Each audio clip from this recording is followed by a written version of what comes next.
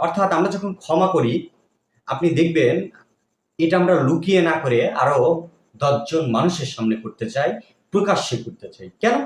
যে এতে বাহবা পাওয়া যাবে, প্রশংসা পাওয়া যাবে। আমার উদারতার বহিঃপ্রকাশ সেখানে ঘটবে। যে আমি এতটাই মহৎ যে একটা মানুষ আমার সাথে বড় অন্যায় করছে, কিন্তু আমি তাকে ক্ষমা করে দিচ্ছি। যে কারণে আমি এটা প্রকাশ্যে করতে চাই। কেন প্রকাশ্যে করতে চাই? কারণ আমাদের শেখানো হয়েছে এই নীতিবাক্যটা, ক্ষমা করা মহৎ গুণ।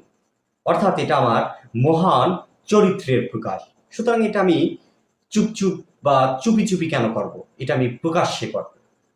ঠিক তার বিপরীতে যেহেতু প্রচার করা হয়নি ক্ষমা চাওয়া মহৎ গুণ, ক্ষমা চাওয়া যেহেতু মহৎ গুণ না, এটা আমরা প্রচার করতে পারিনি। যে কারণে কখনো যদি আমাদের পিঠ দেওয়ালে ঠেকে যায়, আমরা ক্ষমা চাইতে চাই। আমরা কখন ক্ষমা চাইতে যাই? যখন আমাদের পিঠ দেওয়ালে ঠেকে যায়।